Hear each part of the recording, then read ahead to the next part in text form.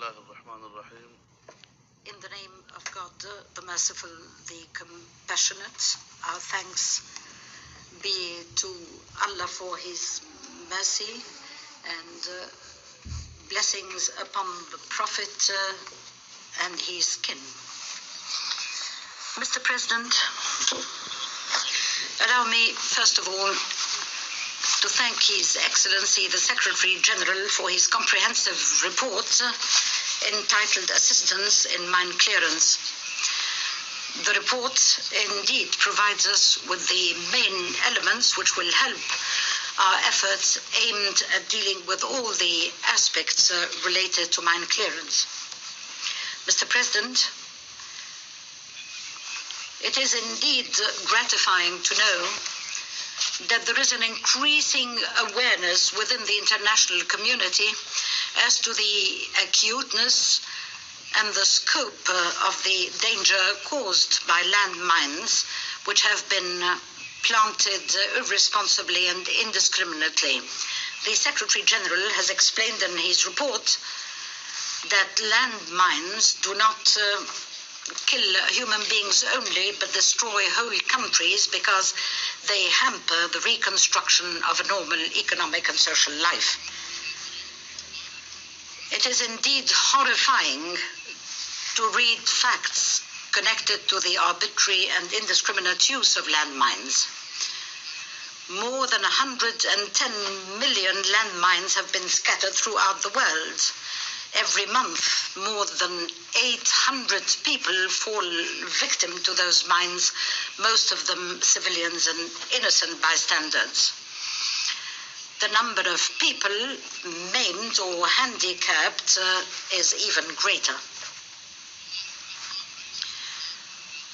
Those figures are not simply or mere figures for Pakistan. We have ourselves experienced the destruction caused by arbitrary landmines. More than 10 million mines are scattered throughout Afghanistan. In our own medical facilities, thousands of Afghan refugees have been treated.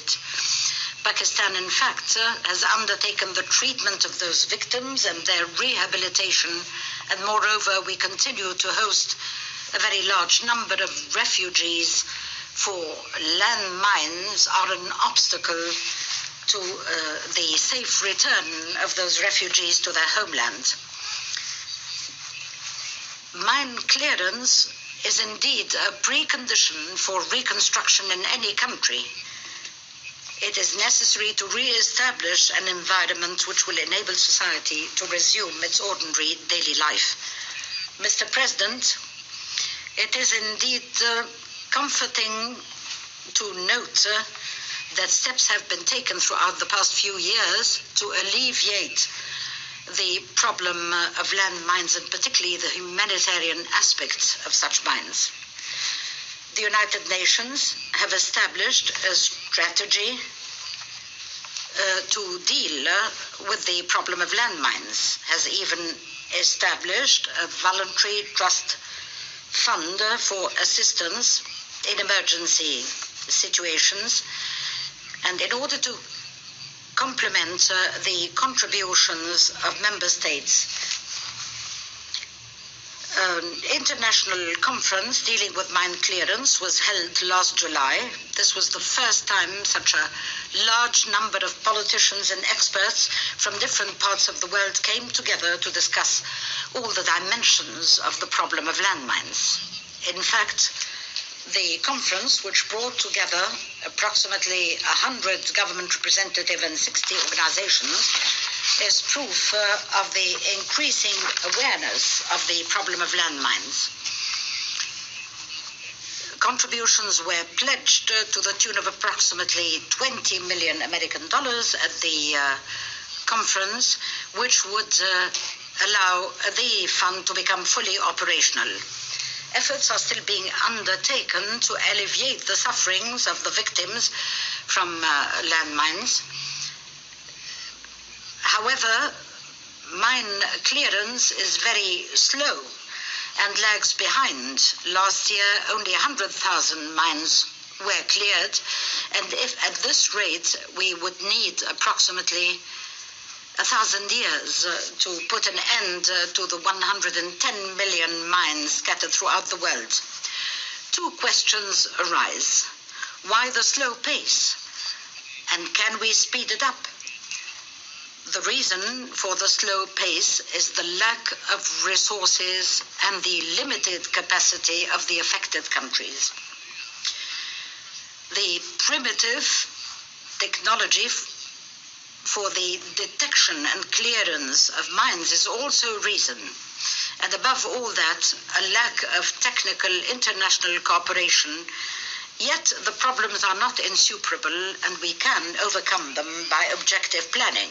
Mr. President, the Secretary General recognized in his report that the cost to initiate mine clearance operation is usually very high, because mine clearing programs also necessitate their own infrastructure. Unfortunately, most of the affected countries do not have the necessary resources to initiate the operations, and the presence of the mines transforms arable land into areas that are shunned and cannot be cultivated. The setting up of the trust fund is a step in the right direction. The supplementary financing was indeed necessary when resources are not available for the UN to respond rapidly. Contributions and grants should be given outside the scope of the trust itself. The proposal for setting up a demining standby capacity is indeed a very good proposal, for it will increase the available resources in the form of contributions in kind for mine clearance. We hope that many such contributions will be forthcoming in the form of trained experts and equipment to be put under the disposal of the UN. Financing is necessary not only for field operations but also for research in order to improve the technology and the techniques of mine clearance. The international community should indeed exert doubled efforts in order to develop such techniques and set up a mechanism encouraging international cooperation in this particular field. The necessary technology and the steady and increasing financing are all essential in order to reinforce the national capacity of the affected countries. Mr. President, we believe that those who scatter and plant landmines should assume the main responsibility for clearing those mines.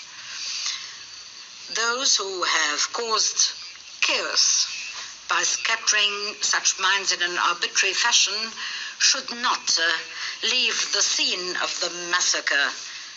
They should pay the price of the chaos and the havoc they have caused.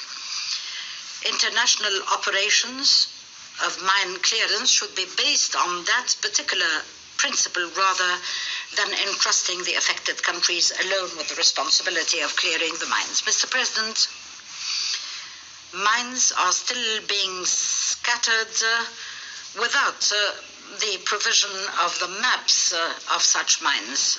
This is indeed a challenge to international law.